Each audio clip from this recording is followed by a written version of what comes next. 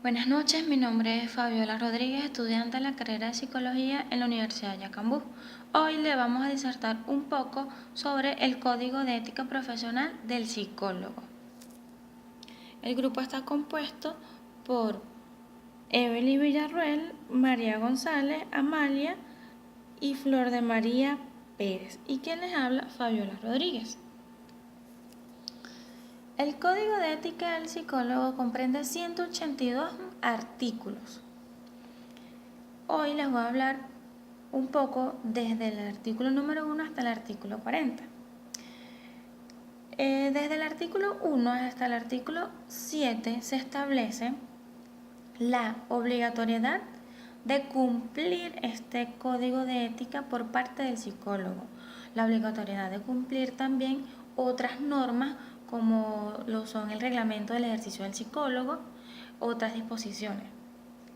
También se habla sobre un manual de disciplina con los cuales se van a sancionar a aquellos psicólogos que no cumplan con este código de ética o infringan sobre el reglamento del ejercicio de la psicología.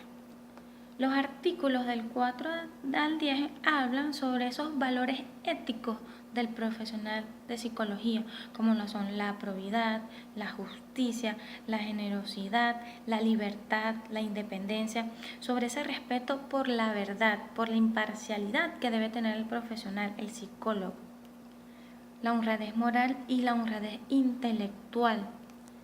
En los artículos del 11 al 16 nos habla del perfil del psicólogo, cómo debe ser un psicólogo, que debe tener una constante preocupación por ese desarrollo intelectual, debe ser desinteresado al momento de apoyar con el desarrollo de la psicología como ciencia y como profesión. Debe tener respeto a la integridad de las personas, debe realizar con mucho empeño su función de una manera desinteresada. Para que el psicólogo preste un servicio debe encontrarse con sus condiciones psicofísicas satisfactorias, no tener alteraciones mentales ni agudas ni crónicas. Uno de los artículos que me llamó más la atención de este código de ética fue el artículo 19, el cual les leo textualmente. El psicólogo debe conservar su independencia en todas circunstancias en que despliegue su actividad profesional. No aceptará sugerencias reñidas con la pulcritud y honorabilidad profesional. Ante las autoridades públicas, cuando fuese el caso, desarrollará su actividad con imparcialidad, con objetividad científica y con el mismo grado de independencia. ¿Qué quiere decir este artículo? Que en todo el momento el psicólogo debe tener su criterio, su opinión en cuanto a algún informe o alguna decisión. No puede dejar que opiniones externas tomen propiedad en ese informe el que está evaluando. Por eso él es el profesional encargado de establecer ese tipo de emitir esos resultados, porque él es el que evalúa a los profesionales. Debe ser imparcial en todo momento. Existen casos en donde, por ejemplo, en ciertos trabajos o en ciertas academias piden una prueba psicológica y resulta que el aspirante simplemente aplaza el examen psicológico, pero entonces como yo, un ejemplo, psicóloga, conozco a la persona aspirante, entonces porque somos amigos, lo dejo pasar. Eso no debe hacerlo los psicólogos por su ética profesional. En su función, el psicólogo debe prestar servicio por igual a cualquier persona, de cualquier sexo, nacionalidad, de cualquier religión, de cualquier ideas políticas o posición sociales. Entre sus deberes están la cortesía, el respeto mutuo. El psicólogo debe desarrollar trabajo en la comunidad para el desarrollo de esa comunidad. Si el psicólogo ya no va a prestar sus servicios dentro de esa colectividad, debe informarlo, o si ya no va a seguir ejerciendo su carrera de psicólogo, debe informarlo al colegio de psicología. Y por último, goza de la libertad de poder dar publicidad de sus servicios siempre y cuando sean los parámetros establecidos de este código de ética. Continuando con el Código Ético Profesional del Psicólogo, tenemos los artículos del 41 al 53. En general, hace referencia a las tarjetas de presentación del psicólogo. Estas deben elaborarse de manera sencilla, cumpliendo con el artículo 38 de este código.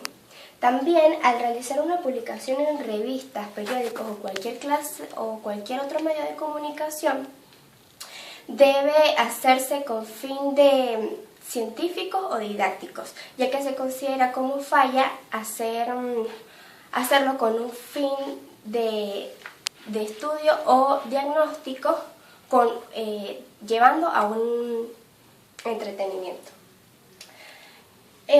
Otro punto importante es la búsqueda de clientela, que se puede hacer de manera lícita, y es una falla hacer una solicitud de una clientela por cualquier clase de medio posible.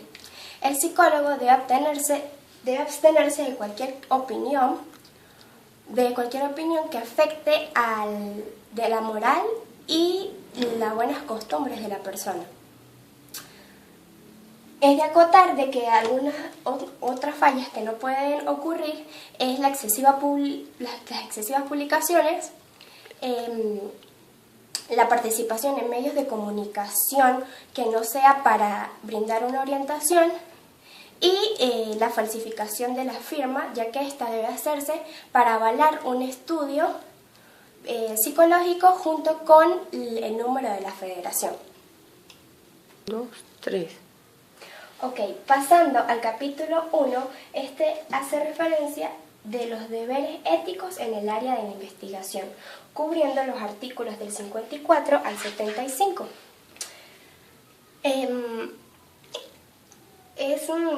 Aquí se presenta que debe hacerse un estudio a las personas, pero ellas deben hacer previamente una autorización. Las personas también deben estar totalmente informadas de qué es lo que se va a realizar, y también se les va a garantizar un médico, tanto en la parte física como en lo psicológico, durante todo el proceso y posterior a este. Ok. En esta parte también tiene inspiración en los principios éticos y científicos, y tiene personas ya capacitadas para poder instruir en este tema. En cuanto a la investigación,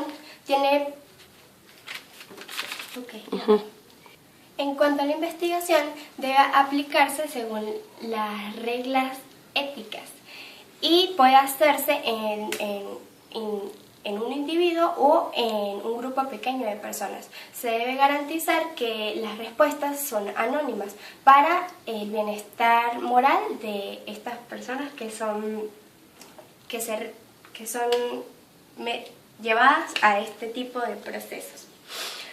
Al poner una información psicológica al merced de los periódicos o revistas, el psicólogo debe estar atento de qué es lo que se va a publicar y cómo va a ser recibida esta información al público.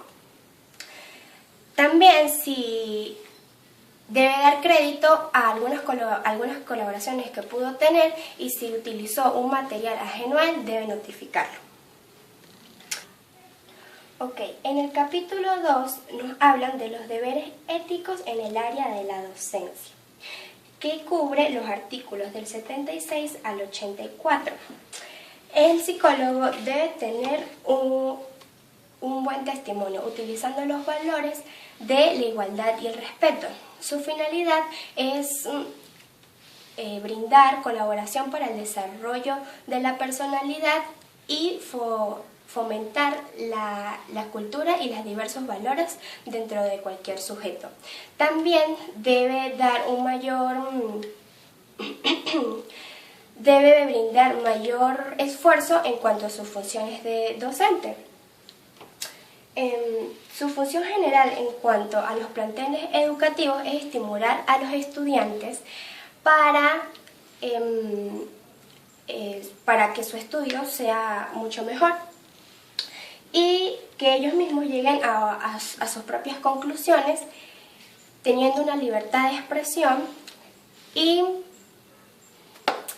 en cuanto a los temas psicológicos para su desarrollo personal. Los psicólogos deben mantener una supervisión cuando aplica una prueba en los estudiantes y se considera como falla de estos docentes cuando incumplen las leyes o los deberes de sus funciones, cuando tienen un mal comportamiento tanto en público y en privado, y también es importante que el psicólogo enseñe a sus alumnos este código ético. Hola, soy Elis Villarreal y para continuar con las exposiciones del Código de Ética Profesional del Psicólogo, les voy a hablar acerca de lo que comprende el capítulo 3, capítulo 4 y capítulo 5. Para comenzar, tenemos el capítulo 3, que trata de los deberes éticos relativos a recursos e instrumentos de trabajo psicológicos. En este capítulo se encuentran los artículos del número 85 al 95.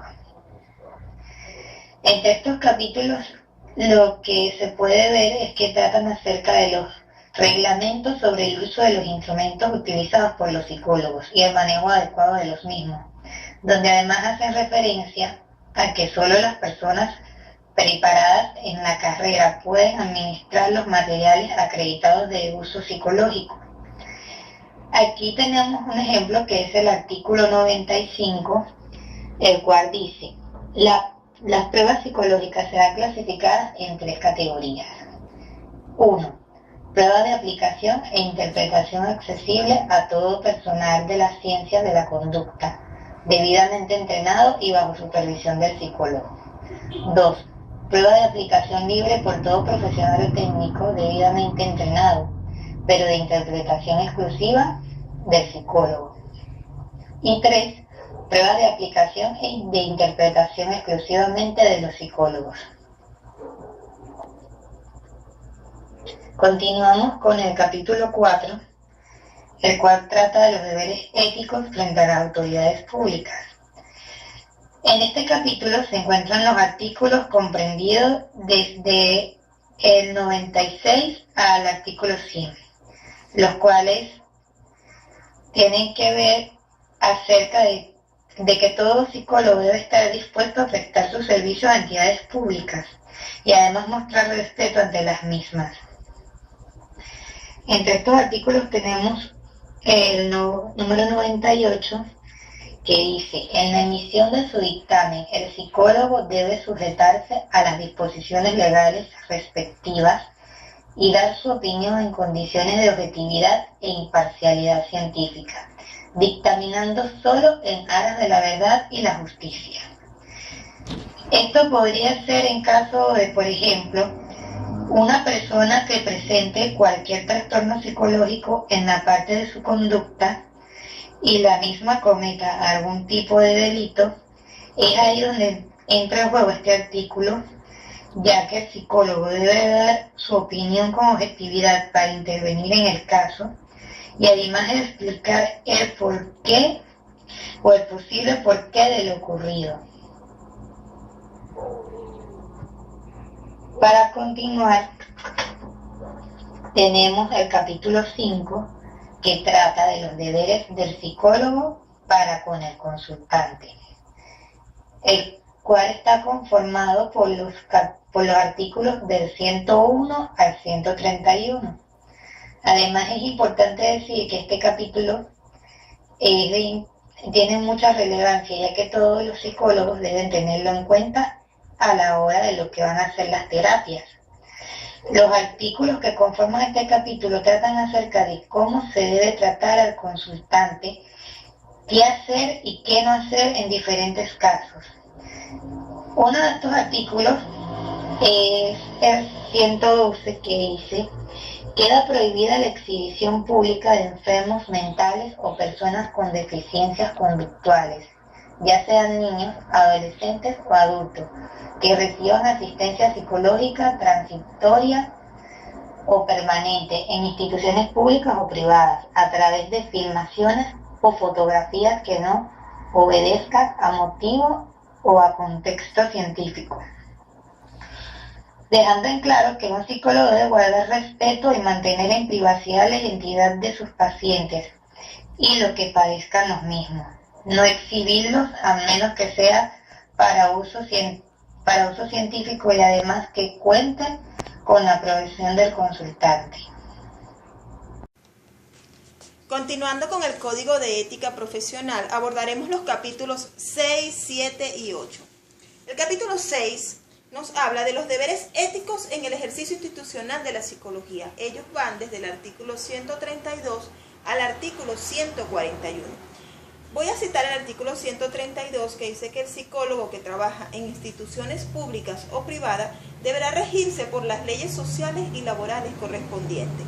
Todos estos artículos se enfocan de los psicólogos que trabajan en instituciones públicas y privadas, de los gremios que tenemos, de cómo debemos como psicólogos apoyarnos en la parte gremial, de cómo debemos apoyarnos en las contrataciones colectivas y de todos los estatutos que debemos tener. Luego de ahí tenemos el capítulo número 7 que nos habla del secreto profesional o del secretario profesional. Quisiera citarles el artículo 142. El secretario profesional es inherente al ejercicio de la psicología y es obligatorio para proteger los intereses de los consultantes o personas a su cuidado. El secreto puede ser explícitamente exigido por el consultante, pero, aunque sea implícito, debe ser inviolable. Se trata de un deber que subsiste íntegramente aún después de que el psicólogo ha dejado de prestar sus servicios al consultante. Todos estos artículos, hasta el artículo número 147, nos habla del secreto que debemos tener nosotros como psicólogos ante nuestro consultante, el cual es inviolable. Debemos guardarle una ética a esto. En el artículo 145 nos indica dónde no hay violación de este secreto. Voy a citar solamente algunas porque son varias, pero sí cabe destacar que es bueno que lo lean. Cuando el psicólogo ha sido comisionado por la autoridad competente para examinar el estado psíquico, destrezas, habilidades de una persona. También cuando el consultante está en juicio, cuando el consultante es un menor de edad, se puede develar este secreto, salvo estas restricciones, ¿sí? También tenemos un párrafo único, donde todas estas consideraciones deberán observar la disposición prevista en el Código de Ética.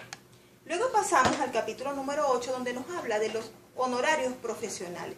Anteriormente habíamos hablado de que teníamos un gremio y en base a ese gremio se basan también los honorarios profesionales, porque ya fueron fijados bajo una contratación que existe, donde el psicólogo no debe excederse de los honorarios que deben estar estipulados. Y nos nombra el artículo 151, donde nos dice que para la determinación del monto de los honorarios, el profesional de la psicología deberá tener un conjunto los siguientes parámetros. Por ejemplo, la importancia de los servicios, el tiempo que el psicólogo gaste en tratar al consultante, las novedades que utilice para tratarlo. En fin, por ahí es que se puede determinar los honorarios profesionales que debemos tener nosotros como psicólogos. Estos artículos llegan hasta el artículo número 158, con la distribución de los honorarios profesionales. Muchísimas gracias.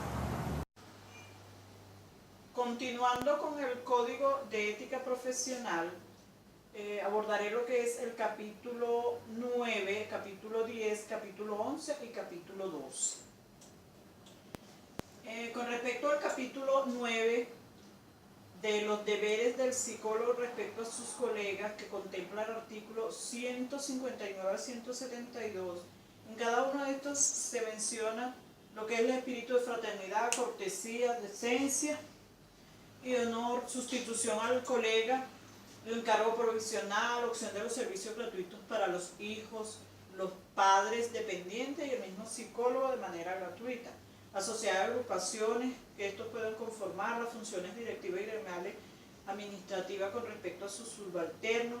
El psicólogo subalterno debe manifestar el respeto hacia lo que es todas las autoridades jerárquicas, el estudio diagnóstico e intervención y la atención que debe hacerse con respecto a la atención, los consultantes referidos por otros colegas, además en el artículo 171 se abordan los hechos de competencia desleal que pueden ser abordados, y en caso del artículo 172 aborda en caso de un psicólogo ser lesionado en su dignidad, debe acudir al gremio respectivo y no otro diferente al que lo contempla.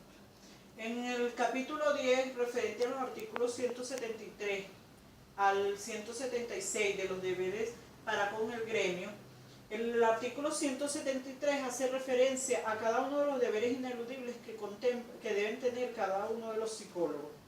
El artículo 174, la inscripción del colegio de psicólogos que debe hacer todo profesional de la psicología, indistintamente de ejercer o no ejercer la profesión. El artículo 175, la actualización de la dirección de habitación y trabajo. En caso de no hacerlo, puede ser sancionado por el tribunal disciplinario.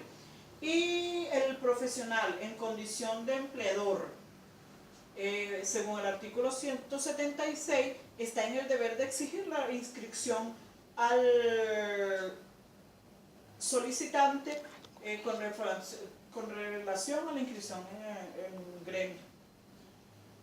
De igual manera, en el capítulo 11, referido a los artículos 177 al 179 de las sanciones y las causales que la determinan, según el artículo 177, aborda todas las causales que son origen o causales de sanciones. El artículo 178, que pueden ser de sanciones públicas, sanciones privadas y hasta suspensión de la profesión.